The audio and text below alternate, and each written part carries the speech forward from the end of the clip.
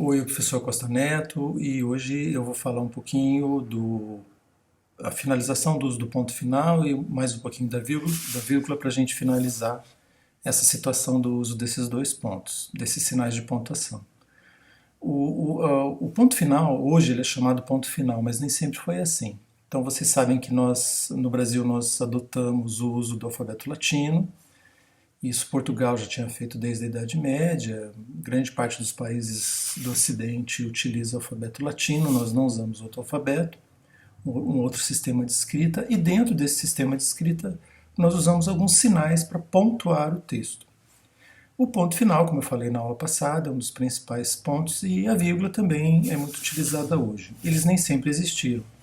É muito provável, isso você observa quando você vê lápides ou você vê templos gregos ou romanos, que o ponto, não vou chamar nem de ponto final, ele era utilizado para separar palavras ou ele era utilizado para separar letras mesmo.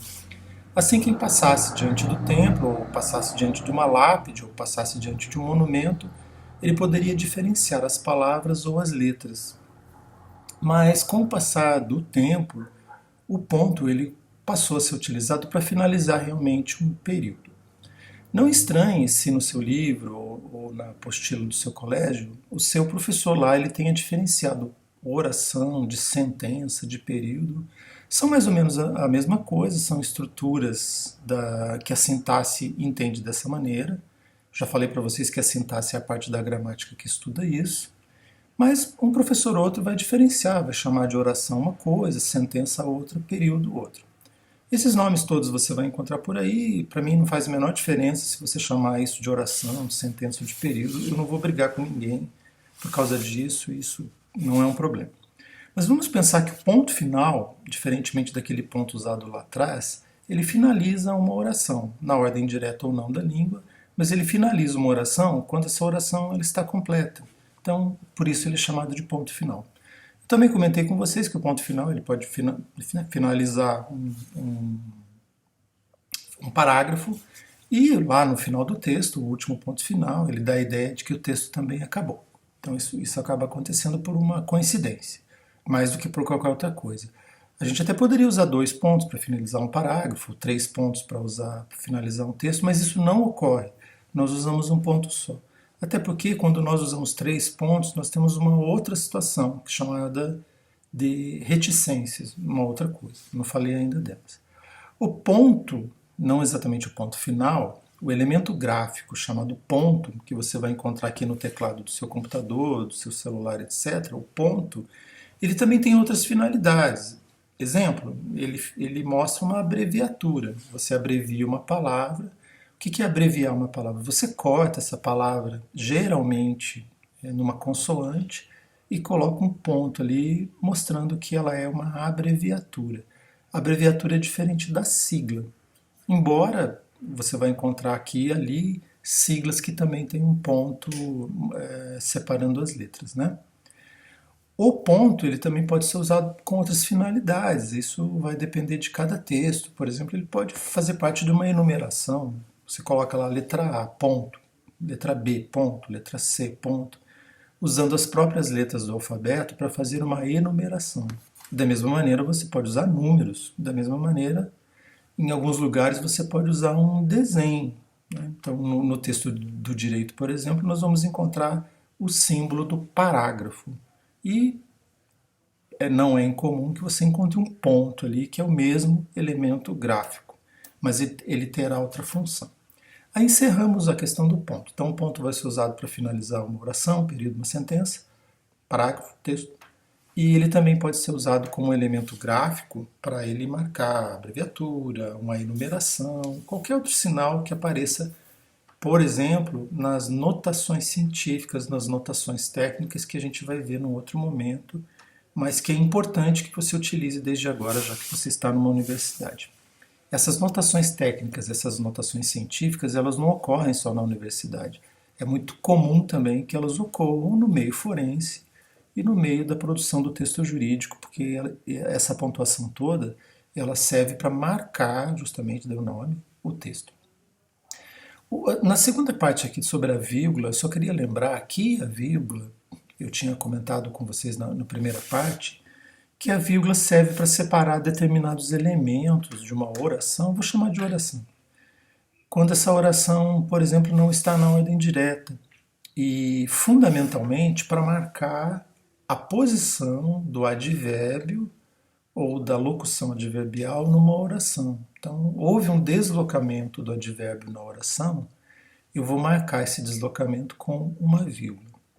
Se o advérbio estiver no final da oração, se a locução adverbial está no final da oração, eu não preciso fazer marcação nenhuma. Se o advérbio estiver num outro local da oração, esse critério da pontuação é importante, é bom e ele funciona. Então utilize isso para a vida, ok? Agora, hoje eu vou falar bem rapidamente de duas situações do uso da vírgula. Eu tenho determinadas orações que elas não são consideradas simples, elas são consideradas compostas. E o que é uma oração composta? Ou uma oração complexa? É uma oração que, lá para a gramática, ela pode ser de 2, 3 tipos. Eu tenho fundamentalmente orações coordenadas, como eu falei na outra aula, orações subordinadas. Eu posso ter também, você deve ter encontrado já na sua apostila ou no livro que você usou, orações chamadas independentes. Eu já explico um pouquinho o que é uma oração chamada independente. Mas vamos falar um pouquinho das orações coordenadas. A língua portuguesa, ela funciona muito, ela funciona bem, ela funciona bastante com o uso de alguns conectivos. E nós temos alguns conectivos em português que são mais usados que outros. Então, nós temos em português a conjunção e, que ela dá a ideia de uma adição. Nós temos uma outra conjunção muito usada em português, que é a conjunção ou, que ela dá a ideia de de algo que é alternado, né? Ou isso ou aquilo, que se alterna. Nós temos uma outra conjunção que é a conjunção mas, e essa é muito utilizada em português, e eu vou dizer por quê. Ela é utilizada em português porque ela dá a ideia contrária, né? Eu saí cedo de casa, mas cheguei atrasado. E há outras conjunções menos usadas que fazem parte da mesma família. Então, na família do mas, eu tenho porém, entretanto, não obstante, que são expressões, são conjunções, ou são expressões que têm uma função similar, se não igual. Agora, eu tenho outras situações em português que não são exatamente com o uso de conjunções, são as próprias orações que têm um movimento na escrita ou na fala que elas necessitam de uma marcação. Vou dar a ideia, vou dar o exemplo, por exemplo, da palavra quando. Quando eu terminar o curso, eu vou fazer o exame da ordem. Então, nós temos aí uma construção que ela indica uma situação ou ela indica uma condição. Essas situações em português, que indicam uma condição, uma situação temporal, uma situação de instrumento, geralmente elas são situações que nós vamos chamar de subordinadas. E por que a oração recebe esse nome? Porque essa estrutura ela é subordinada a outra, simplesmente. Então, uma oração chamada subordinada, ela geralmente está ligada a uma oração principal. Eu vou dizer para vocês quais são os principais erros que ocorrem no uso das orações coordenadas e das orações subordinadas. Então, nós vamos ter o seguinte: o sujeito está escrevendo, no caso de encontrar um e, um ou, um mas, um portanto, um logo, que são palavrinhas em português que dão origem a orações coordenadas, ele não sabe onde colocar a vírgula. No geral, gente, a vírgula ela é antes dessa conjunção. E por que a vírgula, o cara pensou assim, eu vou colocar a vírgula antes da conjunção? Ué, porque ali, a partir da vírgula, começa uma nova oração. A partir dali eu tenho uma outra situação sintática, gramatical, da descrição da narração que eu estiver fazendo, e a vírgula serve para marcar que ali existe uma nova oração. Simples assim. Então, as pessoas ficam perguntando, professor, mas tem vírgula antes do E? Meu professor diz que não, o outro professor diz que sim, eu fui fuçar na internet, entrei no Google e fiquei mais confuso ainda. Um critério bom para você colocar ou não a vírgula antes do E, por exemplo, dessa conjunção em particular, é o seguinte: se você tiver duas orações coordenadas com o mesmo sujeito, não é necessário vírgula. E se você tiver duas orações coordenadas com sujeitos diferentes, você pode e deve usar a vírgula.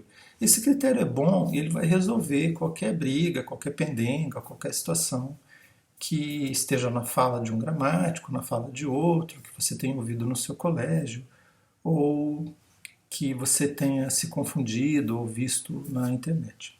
Sobre a internet, cuidado, né, gente? A gente já tem que tomar um cuidado com as gramáticas, os livros e as apostilas que a gente usa.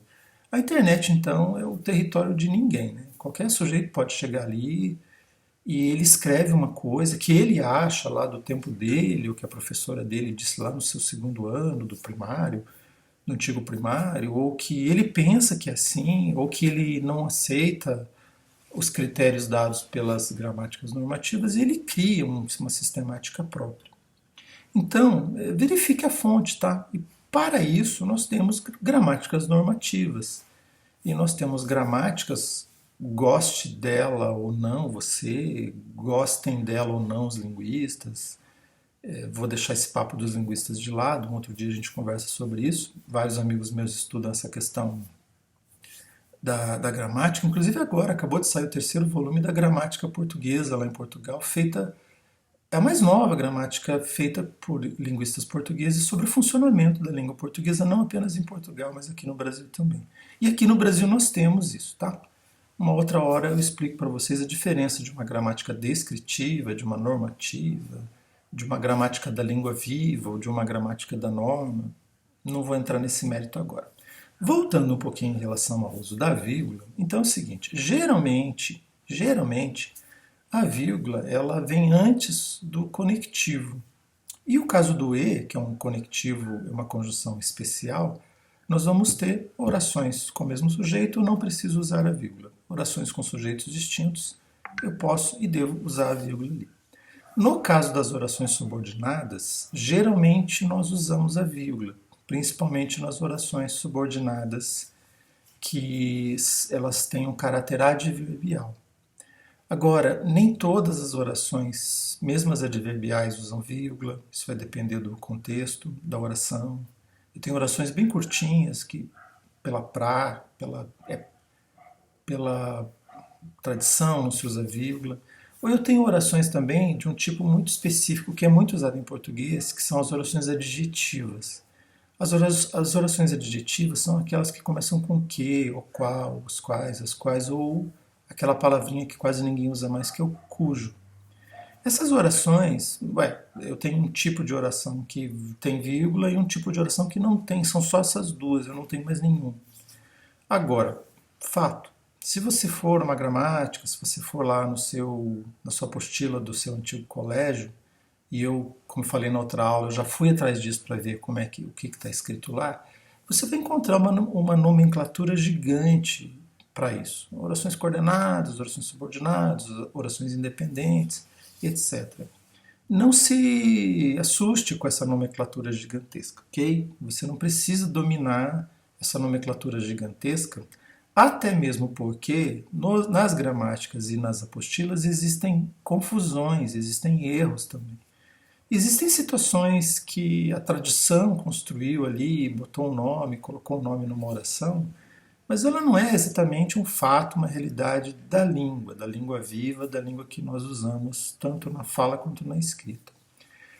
Não cabe a você discutir isso, você não é linguista, o curso não é de letras, eu não vou trazer essas discussões aqui para vocês. Deixem que nós, os outros linguistas, discutam isso, briguem entre si, esqueça esse assunto. Mas, como eu falei para vocês na aula anterior, usar adequadamente o ponto final e usar adequadamente a vírgula, pelo menos, é uma obrigação do operador do direito. Visto que, acabei de usar uma expressão, visto que, o porquê, ou justamente porque, a escrita ela é uma ferramenta do operador do direito, sem a qual ele não consegue operar o direito.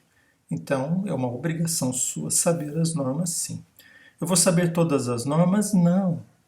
E por isso eu vou contar com a ajuda dos professores, eu vou contar com a ajuda dos colegas, eu vou contar com a ajuda das gramáticas normativas, etc. Tenha sempre uma boa gramática no seu escritório, na sua casa. E esqueça um pouco a internet, porque na internet, como eu falei agora há pouco, eu vou ter as coisas mais doidas escritas pelas pessoas menos adequadas para falar de determinados assuntos, né? Então, eu vou ter o seguinte. Por fim, as chamadas orações independentes são aquelas que aparecem no meio de uma oração para dar uma ideia extra ao que está escrito ali. Essas orações chamadas independentes, já digo para vocês, no geral, elas são representadas entre travessões ou elas são representadas entre parênteses. Então, use esse critério que também é bom. Se você utilizar a vírgula, por exemplo, para marcar as orações coordenadas e subordinadas, porque as orações coordenadas e as subordinadas elas podem estar juntas numa mesma estrutura gramatical, numa mesma estrutura sintática, você pode usar o critério dos travessões, não é hífen, tá? Dos travessões e dos parênteses para acrescentar à estrutura que você está escrevendo uma oração independente. Inclusive, algumas orações independentes, entre travessões, elas são usadas de uma forma muito elegante. E se você domina a escrita, você vai dominar esse uso também.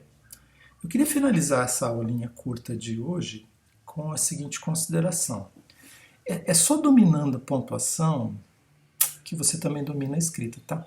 Então, a escrita, como eu falei para vocês, ela não é um dom, ela não é divina, ela também não cai do céu como um piano, um cofre, eu falei isso na outra aula, como num desenho animado, pelinha aqui da minha filha. Ela não cai na sua cabeça, tá? Como um desenho, um piano. Ela não vem assim, um clique, você lê lá seu livro, sua apostila do colégio, assiste aqui a minha aula e aprende isso. A escrita, com essas regras, ela só vem com o aprendizado, né? E ela vem com o exercício.